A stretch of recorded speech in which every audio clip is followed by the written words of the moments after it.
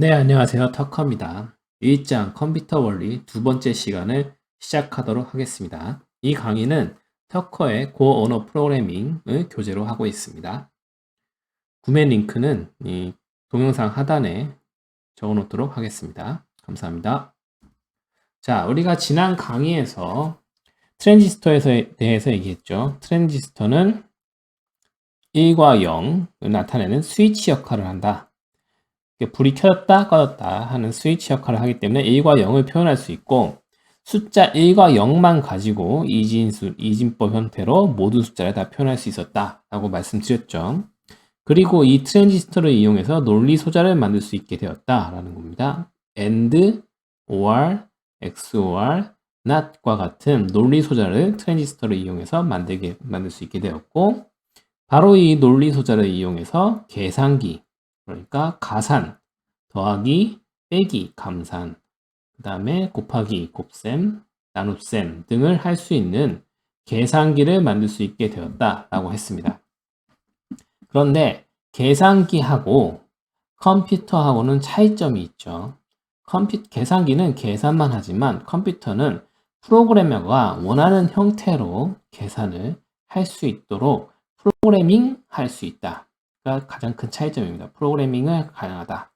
그러면 이번 시간에는 어떻게 계산기가 컴퓨터가 되는지 그거에 대해서 한번 살펴보겠습니다. 자, 계산기에서 컴퓨터로 갈 때 가장 중요한 차이점은 프로그래밍이 된다는 거죠. 프로그래밍이 된다는 거. 그러면 프로그램이라는 게 뭘까 생각을 해보죠. 프로그램이라는 건 정해진 연산을 정해진 순서대로 실행하는 겁니다. 실행하는 명령을 적은 문서라고 볼 수 있어요. 적은 문서. 먼저 정해진 연산, 우리가 연산이라는 건 뭐죠? 연산은 calculating, 영어로 하면 calculate죠. 연산 다른 게 아니라 계산이에요. 계산한다. 더하기, 빼기, 곱하기, 나누기 하는 거예요. 컴퓨터는 계산기입니다. 엄밀히 따지면 계산기예요. 근데 계산을 겁나게 빨리 해. 엄청 빨리 하고, 그 다음에 계산을 할 때 우리가 정해진 순서를 정해줄 수 있다는 거죠. 정해진 순서대로. 순서라는 건 뭘 의미하냐면 제어가 가능하다라는 거예요. 연산을 하는데 이 연산을 제어한다라는 거예요. 제어는 이제 컨트롤이죠. 컨트롤인데 제어는 두 가지가 있어요. 브랜치가 있고 그 다음에 리피트가 있습니다. 브랜치라는 거는 분기, 우리나라 말로 하면 분기죠. 이게 어떤 길을 가는데 여기에 이제 갈림길이 있는 거예요. 이쪽으로 갈지, 이쪽으로 갈지. 연산도 더하기를 할지, 빼기를 할지, 뭐 이렇게 분기를 할 수 있다는 겁니다. 어떤 조건에 의해서, 컨디션에 따라서 이쪽으로 갈지, 저쪽으로 갈지 분기할 수 있다. 이게 컨트롤, 제어문의 하나고요. 또 다른 제어문은 리피트, 반복입니다. 반복이 가능하다. 그러니까 계산을 뭐 10번 반복한다, 뭐 100번 반복한다, 이런 식으로 반복을 할 수 있어요. 그래서 다시 보면 계산을 하는데 이 계산을 어떤 순서대로 계산할 건지를 정할 수 있다. 그리고 이렇게 정한 도큐먼트, 문서가 바로 프로그램입니다. 그러니까 프로그램이라는 게 다른 게 아니고 명령을 적어 놓은 문서라고 보시면 돼요. 그래서 컴퓨터는 그 문서를 읽어서 명령을 하나씩 수행하는 계산기입니다. 자, 그럼 이 프로그램을 누가 먼저 생각해냈는지 한번 볼게요. 역사를 한번 살펴볼게요. 튜링이라는 사람이 있습니다. 앨런 튜링이라는 분이고요. 아주 유명한 분인데 영국의 과학자입니다. 이분이 만든 것 중에 그 애니그마라고 저기 독일에서 만든 암호 기계가 있었죠. 암호 기계. 요거 2차 대전 때 요거 잘 썼는데 요걸 아무도 못 풀었는데 이분이 요걸 푸는 그걸 만들었어요. 그래서 애니그마를 풀었기 때문에 2차 대전에 승리할 수 있었다. 그 전쟁의 승리로 이끈 영웅입니다. 자, 근데 이분이 이제 생각한 기계가 있어요. 이분이 생각한 기계는 뭐냐면은 이렇게 쭉 종이다발이 있습니다. 종이다발이 있고, 이렇게 종이다발이 한 칸 있고, 여기 기계가 하나 있습니다. 여기 기계가 하나 있고, 이 기계에 이제 액세스 포인트, 이렇게 팔이 하나 나와 있는 거죠. 여기가 이제 종이를 읽을 수가 있어요. 여기서 읽어서 여기 써져 있는 것대로 상태를 바꾼다. 얘는 상태기계거든요. 상태기계라는 이 컨셉은 지금에 적용되지 않지만 요 종이다발이 있고 현재 위치에 적힌 명령을 읽어서 수행한다. 라는 건 현재까지 유행한 아이디어라는 거예요. 그래서 현재 컴퓨터가 이런 식으로 구현되어 있다는 거죠.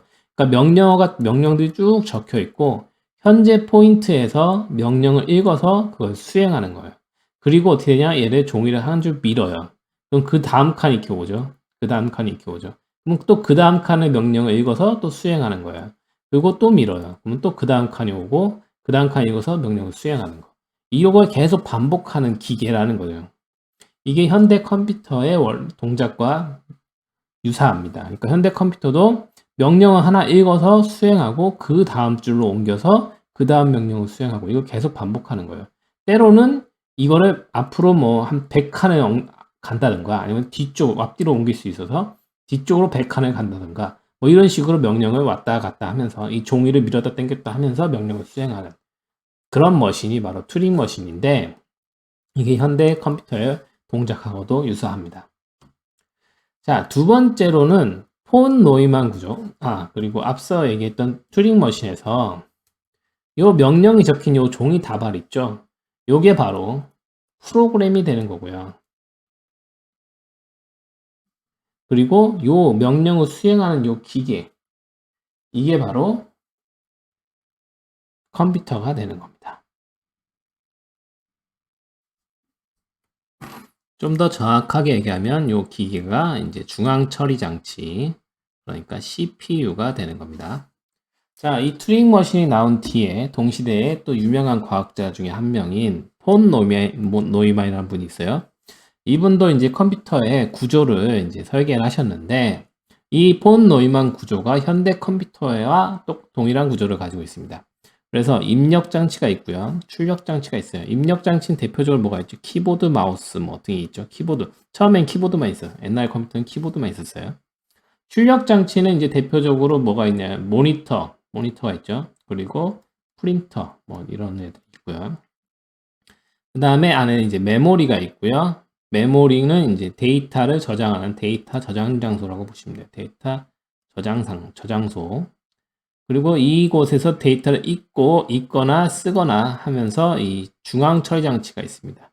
이 안에 CPU라는 놈이 있고요. 얘가 이제 제어 장치, 연산 장치 뭐 이렇게 되어 있습니다. 그래서 이 구조는 이게 폼노미의 구조인데 이게 현대 컴퓨터의 구조와 똑같아요. 자, 그래서 컴퓨터는 결국엔 뭘 하는 놈이냐? 명령어 다발이 있죠. 명령어 문서가 있어요. 여기 명령어도 쭉 적혀 있는 문서가 있어요. 거기서 한 줄을 읽어요. 명령어 한 줄을 읽습니다. 그리고 명령을 수행합니다. 명령을 수행하는 주체는 CPU가 되는 거예요. 명령은 어디에 있냐? 데이터는 다 메모리에 있어요. 메모리에서 그러니까 한 줄을 읽어서 명령을 읽어서 CPU가 명령을 수행하고 그 종이 다발을 한 줄 딱 한 칸 전진시키는 거예요. 한 칸 전진시키고 다시 반복하는 겁니다. 다시 그 줄에 명령을 읽고 명령을 수행하고 한 칸 전진하고 다시 반복. 때로는 명령이 명령이라는 건 다른 게 아니고 뭐 더하기 빼기 곱하기 나누기가 다 명령이에요. 그냥 연산이에요. 뭐 컴퓨터가 노래를 불러라, 뭐 게임을 해라 이런 게 컴퓨터가 아니라 컴퓨터는 되게 단순한 계산만 무진장 빠르게 반복하는 단순한 기기입니다. 명령 중에 뭐 점프라는 명령이 있어서 점프 100 그러면 100칸 앞으로 가라, 뭐 100칸 뒤로 가라 이런 명령도 할 수 있다라고 보시면 돼요. 자, 그래서 이거는 폰 노이만 구조를 다시 보면은 입력과 출력이 있는데 여기 하드디스크라는 놈이 있죠. 우리 컴퓨터 안에 하드디스크, 요즘에는 SSD라고 그러죠. 솔리드 디스크 드라이브, 어쨌든 하드디스크가 이제 데이터가 있어요. 데이터가 들어있죠. 처음에 우리가 프로그램을 실행하면 어떻게 되냐? 이 프로그램이라는 건 결국 명령 다발이에요. 명령어가 적혀 있는 문서라는 겁니다. 문서 데이터가 있죠. 이게 뭐죠? 실행 파일이죠. 실행 파일은 이제 처음에는 하드디스크에 있었을 거예요. 이거를 프로그램을 실행하면 오퍼레이팅 시스템이 윈도우즈나 맥OS 같은 OS가 프로그램을 로드를 합니다. 로드는 이제 적재한다는 뜻이고요. 올린다. 어디로 올리냐? 메모리로 올려요. 이 실행 파일 내용을 메모리로 올립니다. 그럼 메모리에 이 실행 파일 내용이 올라가요. 프로그램 로드를 하고 그 다음에 요 데이터 요거는 명령어가 적혀 있는 문서죠. 이 명령어를 읽어요. 읽는다는 건 이걸 다시 캐시로 올립니다. 캐시로 올린다는 건 복사하는 거예요, 다. 이건 다 카피입니다. 올린다는 거는 뭐 옮기는 게 아니고 카피하는 거예요. 데이터를 카피해 와요, 캐시로. 그래서 CPU가 한 줄 읽어서 그 다음에 명령을 수행하려면 어떤 데이터들을 읽어야 될 필요가 있죠. 그러면은 메모리상에 데이터가 그 데이터를 읽어옵니다. 메모리상에서 데이터를 읽어올 때 처음에 캐시에 갖다 놓고 명령을 갖다 놓습니다. 이거를 실제 명령을 수행할 땐 레지스터에서 이 명령을 딱 대기를 시켜놓고 CPU가 연산을 수행합니다. 그러니까 만약에 A 더하기 B다 그러면은 A라는 값이 메모리에 있을 테고 B라는 값도 메모리에 있을 거잖아요. 그거를 먼저 캐시에다 올려요. 캐시에다 올리고 실제 연산이 수행할 때는 A, B 값을 레지스터에다 올려놓고 CPU가 더하기 연산을 딱 수행을 하게 됩니다. 근데 이때 메모리에서 캐시에 데이터를 올려올 때 요게 만약에 필요한 데이터가 이거다 그러면 요거만 딱 집어서 올려놓는 게 아니라 요 근방의 데이터를 다 같이 가져와서 올려놓습니다. 그 이유는 뭐냐, 내가 필요한 부분이 여기라고 하더라도 그 근방의 데이터를 한꺼번에 다 카피해 놓는 거예요, 캐시에다가. 그 이유는 일반적으로 명령이 어떤 부분에서 실행이 되면 그 다음 명령은 그 근처에서 실행될 확률이 높다는 거예요, 통계적으로. 그래서 만약에 이거를 이미 캐시에다 갖다 놨으면 그 다음 명령이 실행될 때 걔가 이미 캐시에 올라가 있으면 그 데이터가 다시 가져올 필요가 없죠. 이미 있으니까. 그걸 바로 가져오는 거를 생략하고 바로 연산을 수행할 수가 있어요. 그렇기 때문에 굉장히 더 빠르게 연산을 수행할 수 있기 때문에 그 근방의 데이터를 같이 들고 가져옵니다. 그래서 이 사실을 알면 프로그래밍을 할 때 어떻게 하는 게 좋냐, 어떤 데이터, 연속 반복되는 연산을 수행하는 데이터가 있을 때 그 다음 연산은 이 데이터에 연결되어 있는, 그러니까 연속된 데이터의 어떤 연산을 수행할 경우에 연산 속도가 빨라지겠죠. 그만큼 캐시에 같이 올라갈 확률이 높아지기 때문에 연산 속도가 빨라진다는 겁니다. 만약에 내가 다음 연산을 하는데 그 필요한 데이터가 캐시에 없는 경우에는 그걸 메모리에서 다시 찾아서 다시 가져와야 되겠죠. 이런 걸 뭐라고 그러냐면 캐시 미스라고 그래요. 캐시 미스.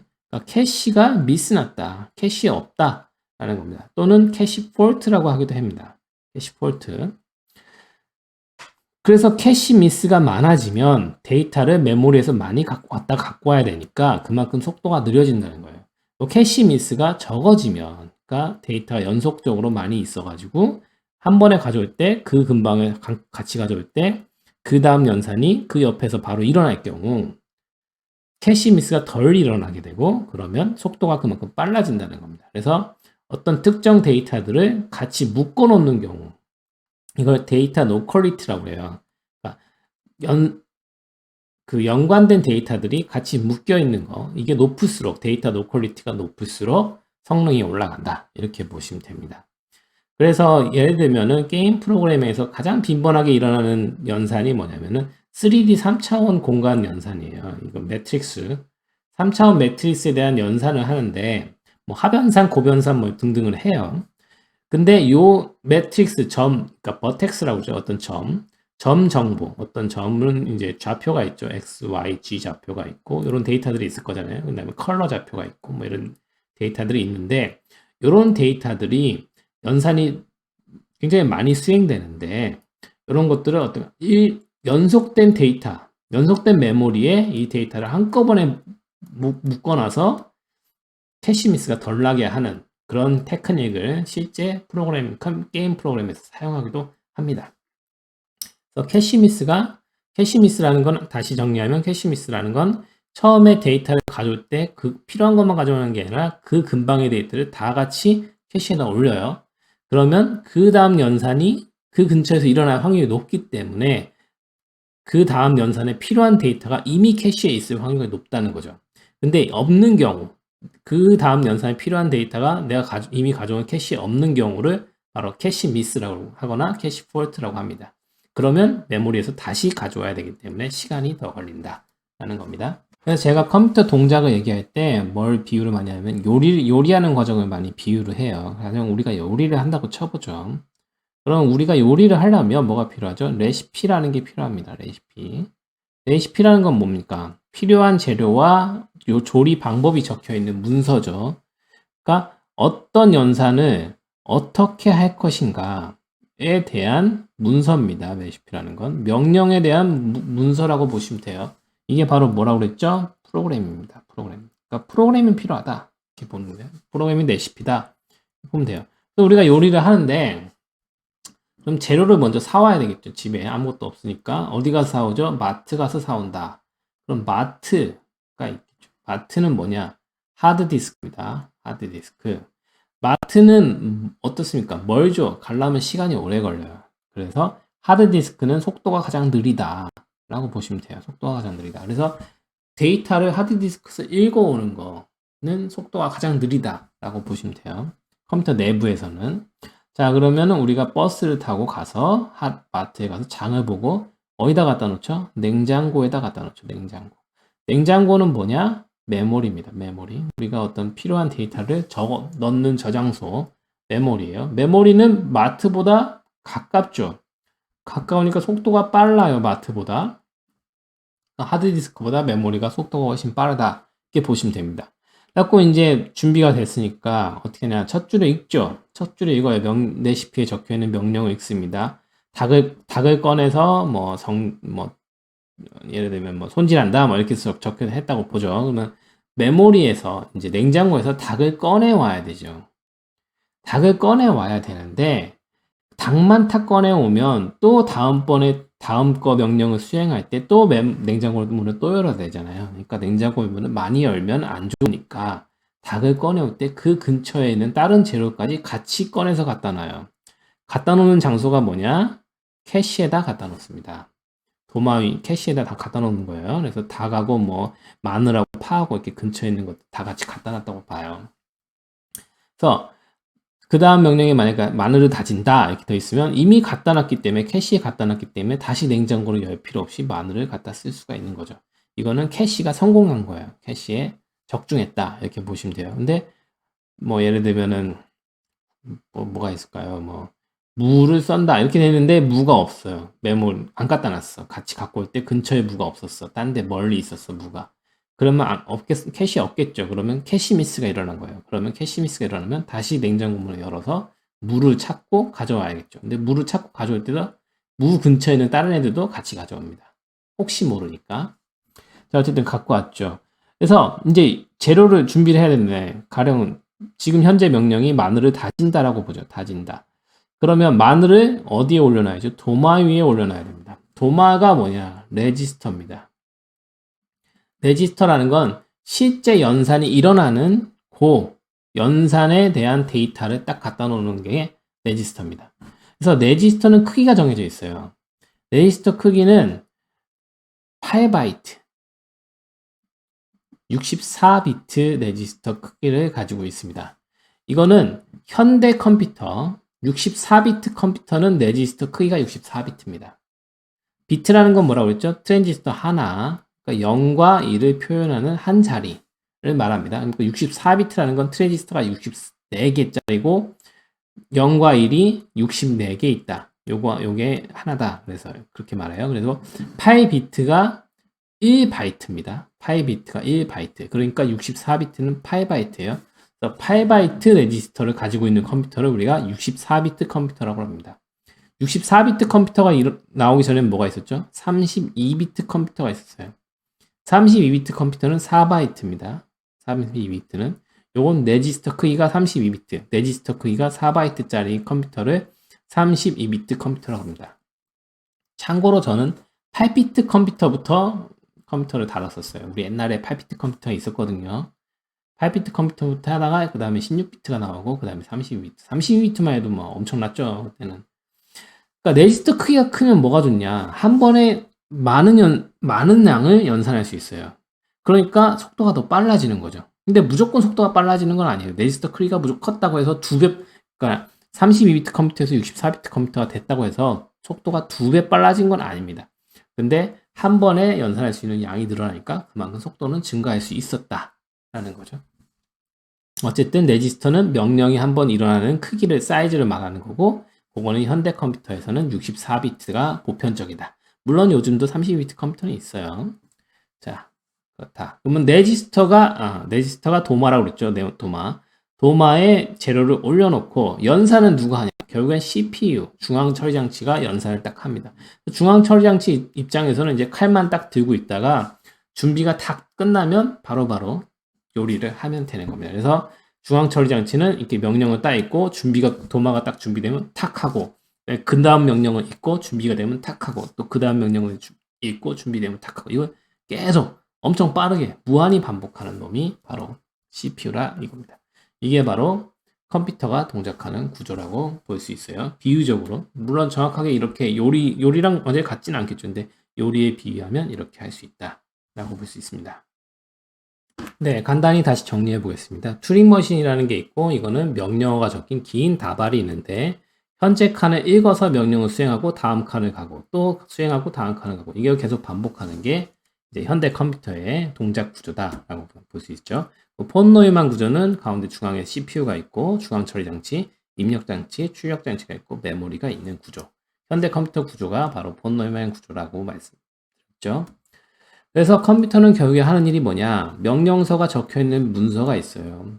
여기서 한 줄을 읽어서 명령을 수행하고 그 다음 줄로 전진하고 이거를 무한히 반복하는 굉장히 빠르게 반복하는 놈이 컴퓨터다라는 거죠. 그 명령어가 적힌 문서는 바로 프로그램이다 라는 겁니다. 우리가 프로그램을 만든다, 프로그래밍 한다라는 거는 이 문서를 만든다고 보시면 돼요. 자, 그래서 프로그램 동작 구조는 뭐라고 했죠? 하드디스크가 있고 여기에서 프로그램이 로드되죠. 로드된다는 건 메모리에 이제 명령어 문서가 올라가는 거고 그 명령어 문서를 읽어서 요거를 명령을 읽고 필요한 데이터를 다시 메모리에 가져오고 그리고 레지스터에 올려서 연산을 CPU가 수행하는 구조가 되는 거죠. 근데 가져올 때 메모리에서 가져올 때 그 부분만 딱 가져오는 게 아니라 그 근방의 데이터를 같이 가져와서 캐시에 갖다 놓는다. 왜? 다시 안 가져올 확률을 높이기 위해서.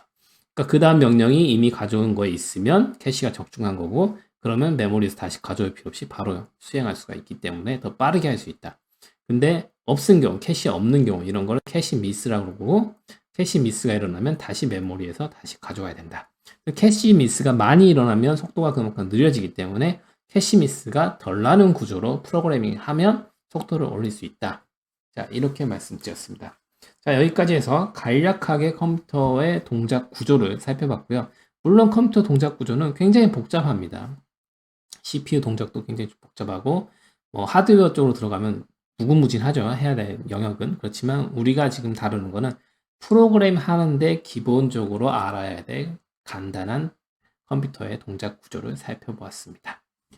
자, 다음 시간에는 그러면 이 프로그램이라는 거는 아까 그 명령어가 적힌 문서라고 그랬죠. 그러면 이 문서를 어떻게 만들었나? 이 문서를 만드는 언어 구조가 바로 프로그래밍 언어인데 이 프로그래밍 언어가 어떻게 발전해 왔고 어떤 언어들이 있는지 다음 시간에 살펴보도록 하겠습니다. 감사합니다.